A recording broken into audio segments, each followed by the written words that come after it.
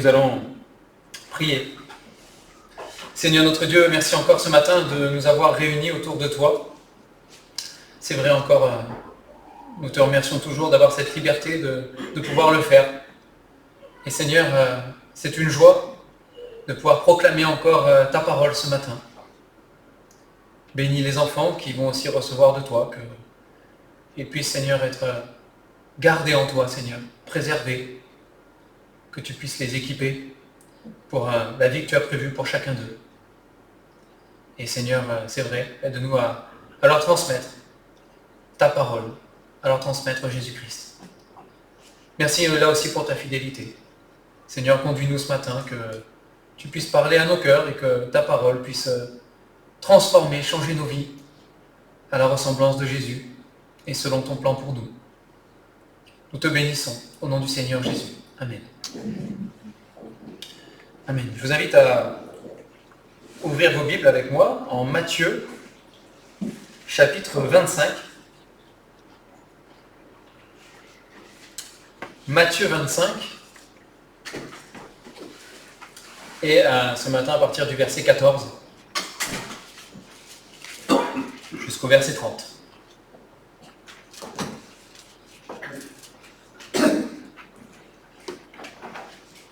Donc le Seigneur Jésus, durant son ministère, si on peut l'appeler comme ça, eh bien, on sait qu'il a parlé aux disciples, qu'il les a enseignés sur plein de choses. Et notamment, il avait pour habitude, on dirait peut-être aujourd'hui de raconter des petites histoires, si vous voulez, mais de raconter ce qu'on appelle des paraboles. Donc, il prenait une histoire qui illustrait des vérités qu'il voulait transmettre, qu'il voulait enseigner. Et donc, on a une de ces histoires ici.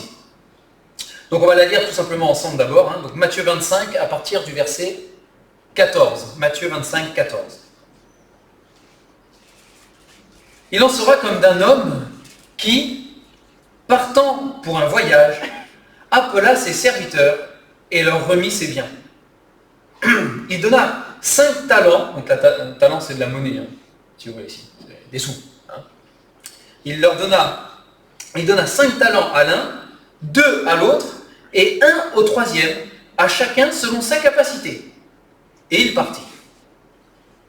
Verset 16, aussitôt, celui qui avait reçu les 5 talents s'en alla, les fit valoir, et il gagna 5 autres talents. De même, celui qui avait reçu les 2 talents en gagna 2 autres.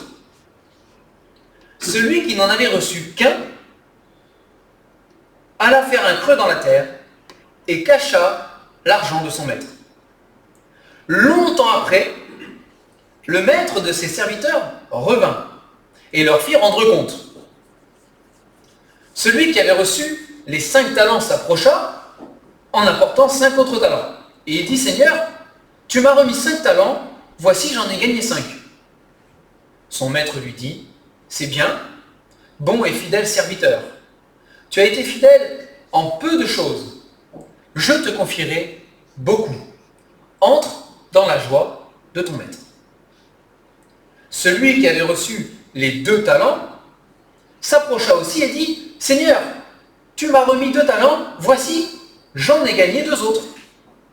Son maître lui dit, c'est bien, bon et fidèle serviteur, tu as été fidèle en peu de choses, je te confierai beaucoup. Entre dans la joie de ton maître. Verset 24, celui qui n'avait reçu qu'un talent s'approcha ensuite et il dit, Seigneur, je savais que tu es un homme dur, qui moissonne où tu n'as pas semé, et qui amasse où tu n'as pas vanné. J'ai eu peur, et je suis allé cacher ton talent dans la terre, voici, prends ce qui est à toi. Son maître lui répondit, serviteur méchant et paresseux, tu savais que je moissonne où je n'ai pas semé, et que j'amasse où je n'ai pas vanné. Il te fallait donc remettre mon argent au banquier, et à mon retour, j'aurais retiré ce qui est à moi avec un intérêt. Verset 28. Ôtez-lui donc le talent et donnez-le à celui qui a les 10 talents. Car on donnera à celui qui a, et il sera dans l'abondance. Mais à celui qui n'a pas, on ôtera même ce qu'il a. Et le serviteur inutile, jetez-le dans les ténèbres du dehors, où il y aura des pleurs et des grincements de dents. On va s'arrêter là ce matin. On n'expliquera peut-être pas toute la parabole ce matin, ce n'est pas forcément l'objectif ici.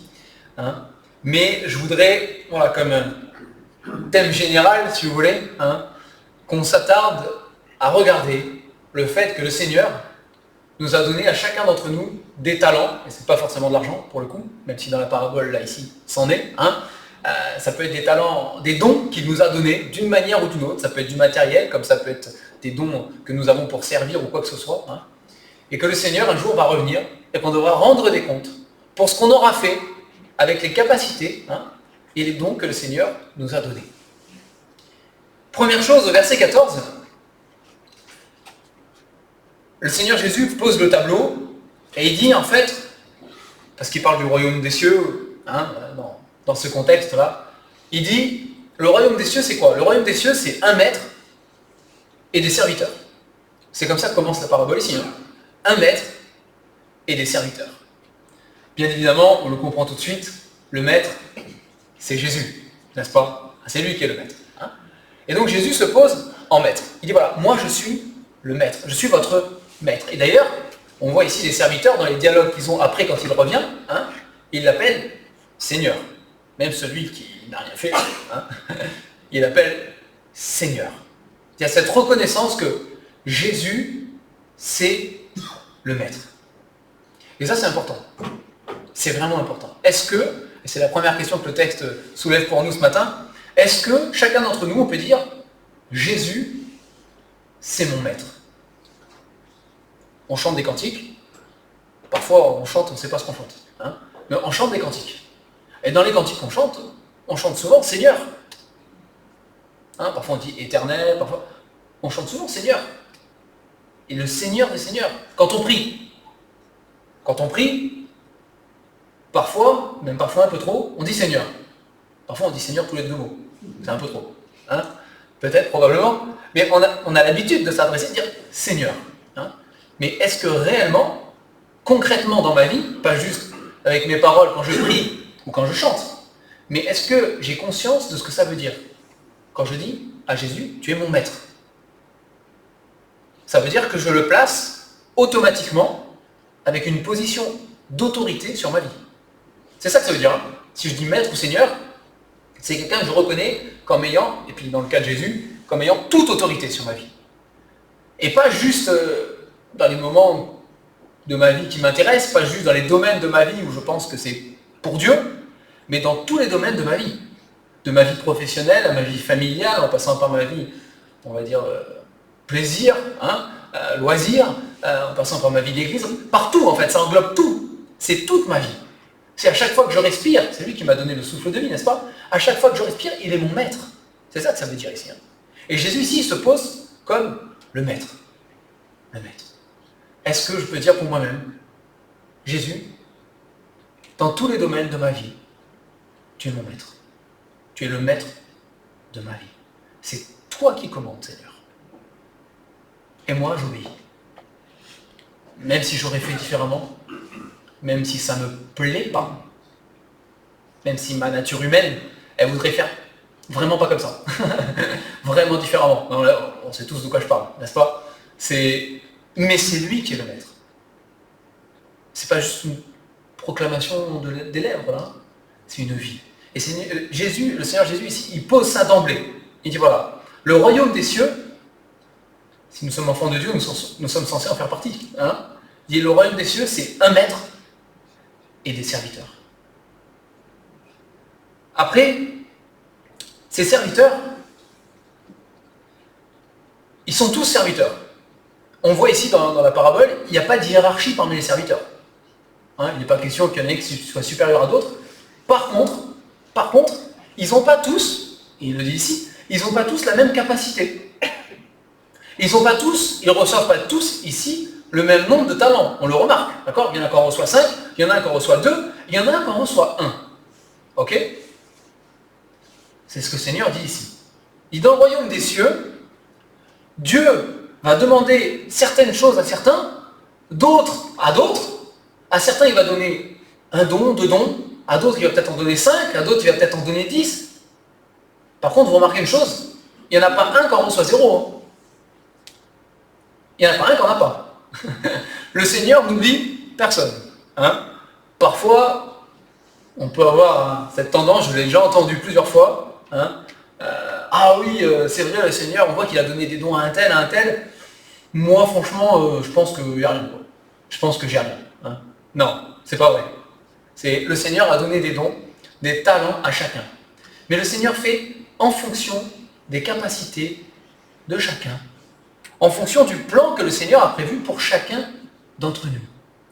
Et c'est un peu aussi la parabole, ça rejoint quelque part, dans quelques notions, la parabole avec l'ouvrier de la 11e heure, vous savez. On n'a pas à se comparer les uns aux autres. On n'a pas à être jaloux. Celui qui a un talent n'a pas à être jaloux de celui qui en a reçu 5. Et celui qui en a reçu 5, il n'a pas à mépriser celui qui en a reçu 2. Ils ont tous le même maître. Tous, ils vont rendre des comptes. Quand le Seigneur revient après, là il le dit, quand le maître revient, il vient et il leur fait rendre compte. Ils ne passent pas tous ensemble, presque, on n'a pas l'impression qu'ils sont tous ensemble. Chacun leur tour, en fait, c'est un par un. C'est chacun devant son maître en fonction de ce qu'il a reçu. Et ce sera la même chose pour nous. On passera en jugement devant le tribunal de Christ, c'est ce que sa parole nous dit, individuellement. Je ne passerai pas avec Trésor à côté, et puis je dirais, ouais, mais Trésor, lui, machin truc, donc moi, ça va, ça passe. Et non, je serai tout seul. Je serai tout seul devant Jésus. Trésor, il viendra après, chacun son tour. Mais on sera vraiment, c'est individuel. Là, pour le coup, c'est moi devant le Seigneur. Qu'est-ce que j'aurais fait de ce que le Seigneur m'aura donné? Il m'a donné des capacités.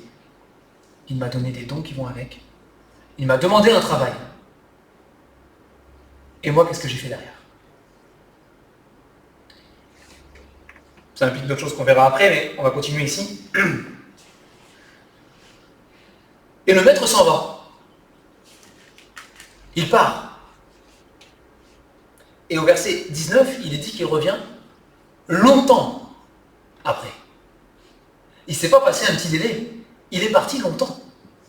Il n'est pas parti 3 jours en vacances. Il a dit, à mon retour, je rendrai des comptes. Je demanderai des comptes. Il est parti longtemps. Alors, on n'a pas de délai, on ne sait pas, n'est-ce pas? Mais c'est longtemps. C'est la Bible qui le dit. Voilà, c'est longtemps. Longtemps. Tellement longtemps que peut-être ils auraient pu se dire, bon, finalement, il ne reviendra pas. Peut-être qu'il y arrivait quelque chose en voyage. Bon, là, c'est dans la parabole humaine, n'est-ce pas? Peut-être qu'il ne reviendra pas. Ou peut-être à force d'attendre, au bout d'un moment, on oublie. On oublie et puis on fait notre vie. Et puis bon, tant pis pour ce qui nous a été confié. Vous savez, ce dernier serviteur-là, quand on a reçu un, il creuse un trou, il met dedans, on a vu, il creuse un trou, il met dedans. Hop là. Et lui, son excuse, c'est « Oh, moi je sais que le maître, il est dur, machin, tout ça, etc. » Mais le maître, il connaît son serviteur. Il lui dit « Mais c'est parce que t'es méchant et paresseux, en fait. C'est de la paresse. » Tu vois, si jamais il revient un jour, je déterre et je lui rends son truc, et puis terminé. En attendant, moi j'ai autre chose à faire dans ma vie, je suis bien occupé, et je vais faire ce que j'ai à faire. C'est... Voilà. C'est ça l'idée. Et c'est quelque chose qu'on ne doit pas retrouver chez nous. Le Seigneur nous donne des talents, des dons, alors à chacun de le découvrir. Alors, il y a plein de manières de le découvrir, mais voilà. Je pense qu'une des grandes manières de découvrir le don que Dieu nous a donné, c'est de s'attacher à une église locale et servir dans l'église locale. Et puis, pouf, on se rend compte qu'on est doué pour quelque chose parce que le Seigneur nous l'a donné. C'est le Seigneur qui nous le montre à travers aussi le service et à travers la vie avec les frères et sœurs. Le Seigneur nous montre des choses. Mais voilà, le Seigneur nous montre, nous donne quelque chose. Et puis on se dit, bon, là c'est la rentrée qui arrive. Pour ceux qui ont des enfants, c'est toujours un moment spécial la rentrée des classes. On réagence les plannings avec les nouveaux plannings de l'année. Voilà, on se remet, parfois c'est l'occasion de se dire, on va réagencer aussi nos plannings de semaine, on va refaire des choses, etc. Dans ces plannings de semaine que nous avons, dans ces agendas bien remplis que nous avons, où on ne s'ennuie pas, où est-ce qu'on a la place, où est-ce qu'on met la place de servir le Seigneur avec les talents qu'il nous a donnés? Où sont encore une fois nos priorités? Pour ce dernier serviteur, c'était la dernière des priorités. Mais la dernière des priorités. Lui, il a caché le truc dans un coin, terminé. Si un jour il revient, on déterrera le machin. En attendant, moi je fais ma vie. Je vis. Que le Seigneur ne nous trouve Pas comme ça, à son retour. Hein. Et puis donc, bon, celui qui en a 5, il en récolte 5 de plus. Celui qui en a 2, il en récolte 2 de plus. Celui qui en a 1, bah, forcément, il reste avec 1. Et puis ce qui devait arriver, arriva. N'est-ce pas? Le maître avait dit, je reviendrai. Bah, ça arrive, hein.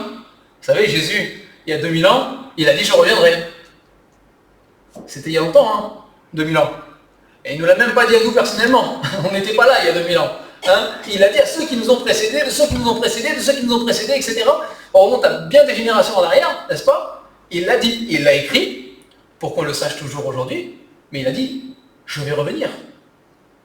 Et à ce moment-là, la Bible nous dit qu'on devra rendre des comptes.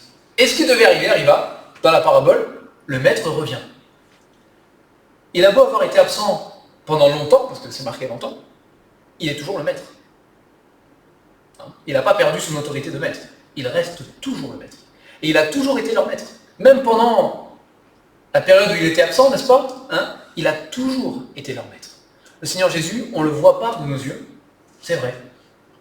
On le voit avec notre cœur, c'est la vérité. Mais de nos yeux, on ne le voit pas encore. Un jour, on le verra. Et il dit qu'on le verra face à face.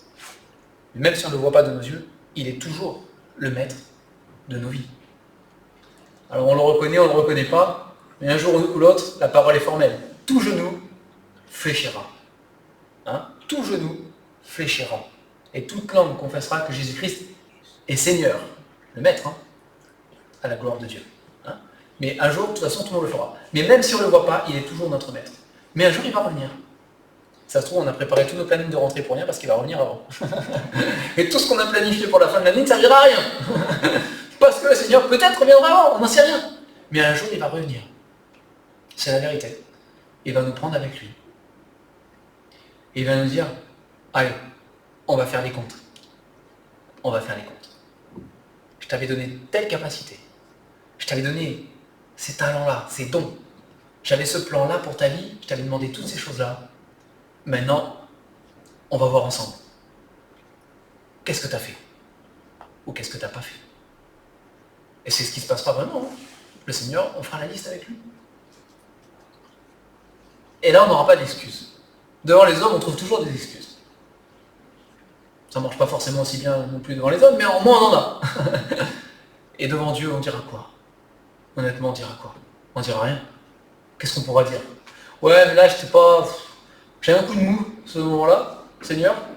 Tu le sais, de toute façon, j'avais un coup de mou. Donc du coup, bon, non. Là, ouais, mais là, j'étais fatigué, j'avais la flemme, Seigneur, tu sais, je me rappelle. Est-ce qu'on aura des excuses à présenter au Seigneur? Honnêtement, on n'en aura pas. Il dit, je t'ai donné la capacité, je t'ai donné le don. T'as fait quoi? T'as fait quoi? T'as fait quoi? Alors ici, tiens, il fait les comptes. Et ce qui est touchant ici, on parle de ceux qui ont fait ce qu'il fallait, d'accord? Vous avez celui qui en a reçu 5, vous avez celui qui en a reçu 2. Voilà, ils ont fait leur boulot. Chacun avec la capacité et le talent que Dieu leur avait donné. Sans comparaison. Il y en a un qui en a eu 5, il y en a un qui en a eu 2, l'autre il en a reçu 5 de plus, il a doublé, ils ont tous les deux doublé. Ok? Oh, il y en a un qui en a moins, il en a 4 à la fin, l'autre il en a 10, on s'en fiche. Le Seigneur ne le regarde même pas. Pour les deux, le Seigneur leur dit la même chose. C'est bien, bon et fidèle serviteur. Parce que tu as été fidèle en peu de choses, je te confierai beaucoup. Entre dans la joie de ton maître. C'est la même récompense. C'est preuve que c'est ridicule de se comparer les uns aux autres, de regarder les uns les autres, ce qu'ils ont reçu, ce qu'ils n'ont pas reçu. Les talents des uns, les talents des autres, on n'a pas tous les mêmes. Et si j'en ai reçu moins que mon frère, mais que je fais la part que le Seigneur me demande, à mon niveau, c'est tout ce que Dieu demande.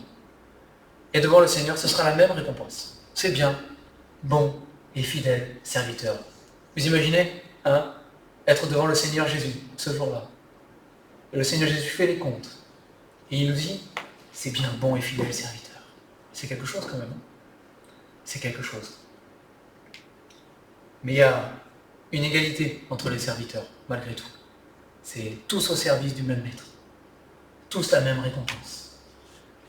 La Bible nous parle de récompense. Alors on ne fait pas les choses pour obtenir une récompense. On le fait par amour pour le Seigneur. Et par reconnaissance. Parce qu'il nous a tellement aimés.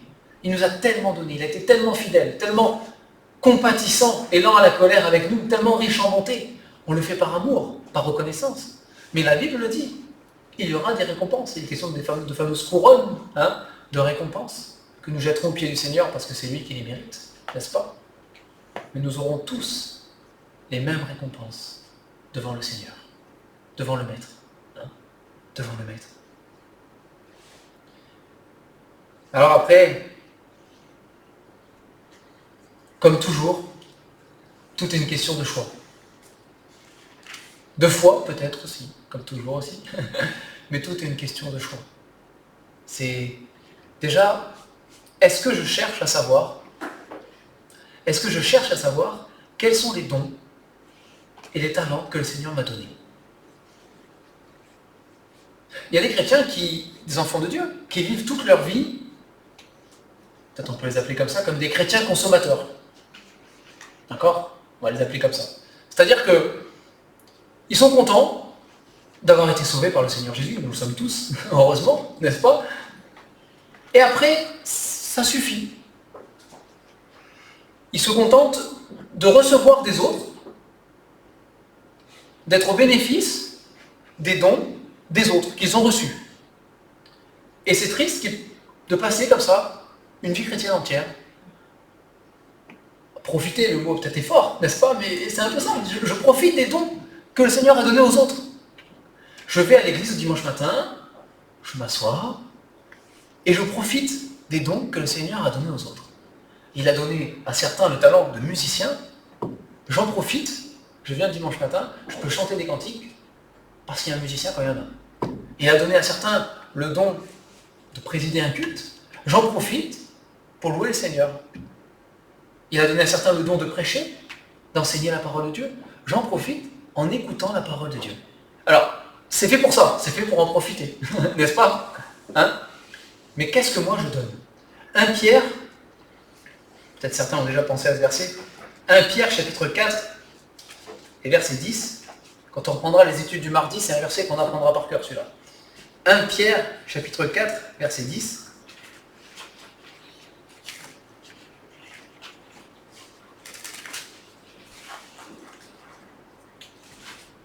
On va lire à partir du verset 7, parce qu'il y a un contexte intéressant. À partir du verset 7. Donc 1 Pierre 4, 7, il dit « La fin de toute chose est proche. Le Maître revient. » C'est ça que ça veut dire, pour nous, enfants de Dieu. C'est ce que nous attendons. Le Maître revient, il arrive. Il revient bientôt.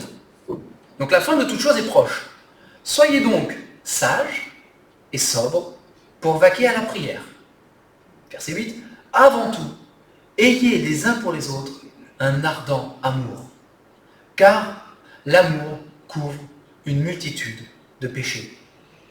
Verset 9, important aussi, exercez l'hospitalité les uns envers les autres sans murmure.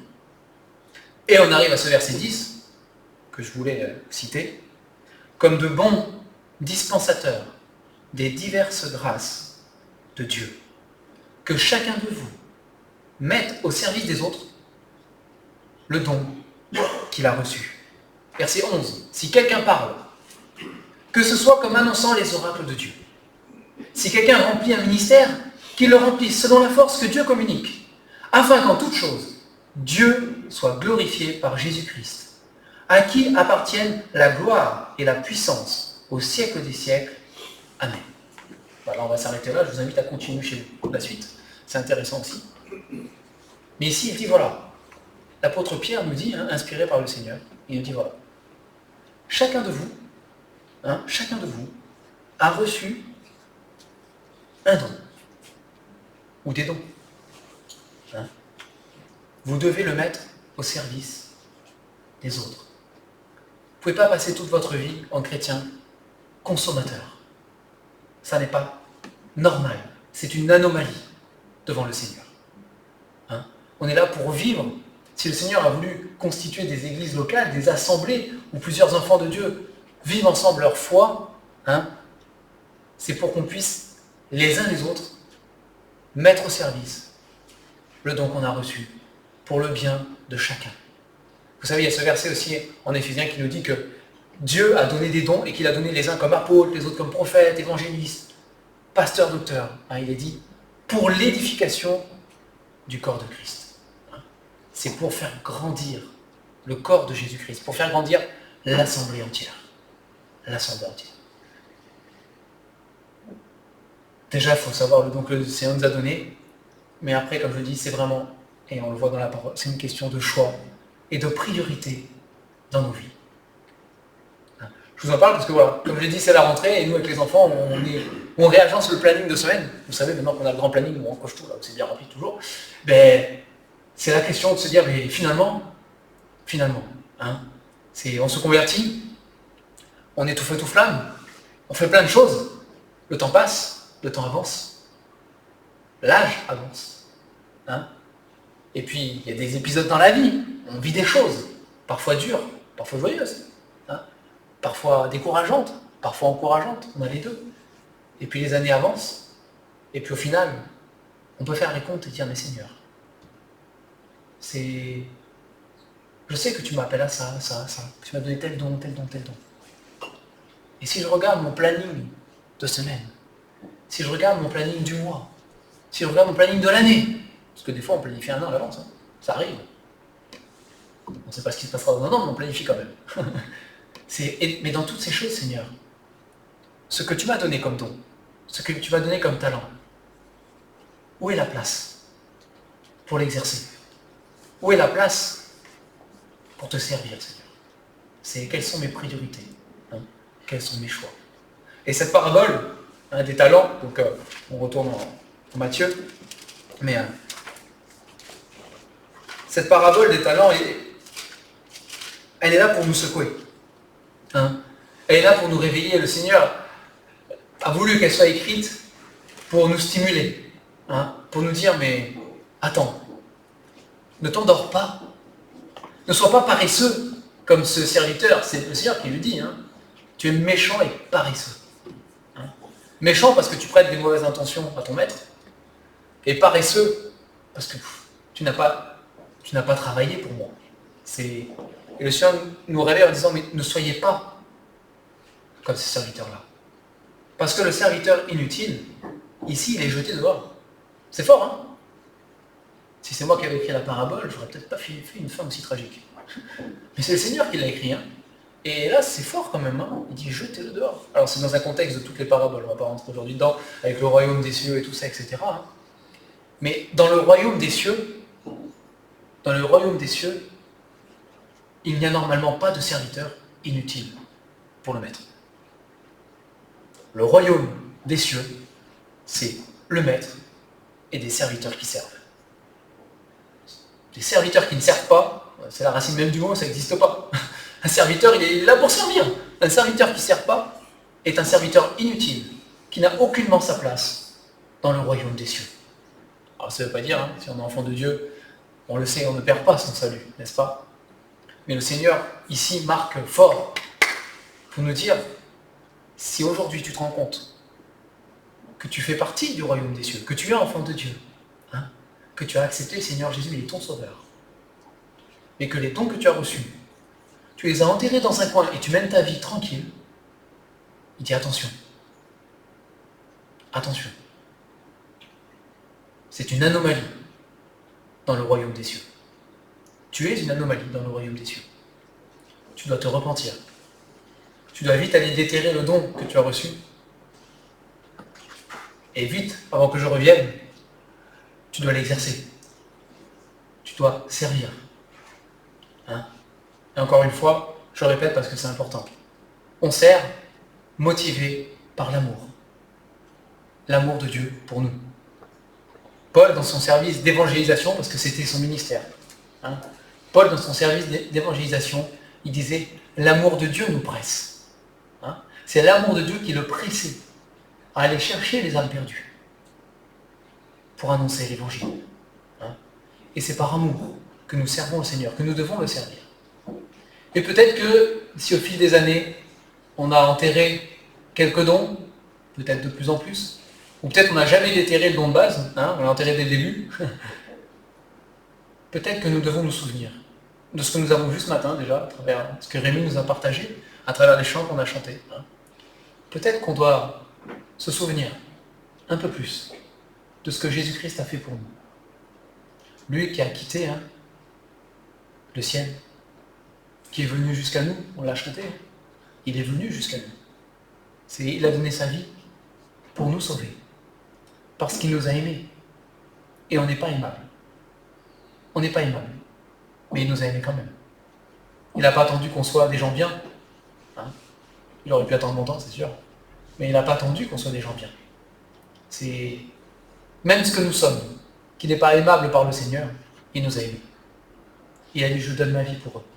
Je les rachète. Je leur donne une place au ciel. Ils sont mes enfants. Mais c'est plus que ça. C'est plus que ça.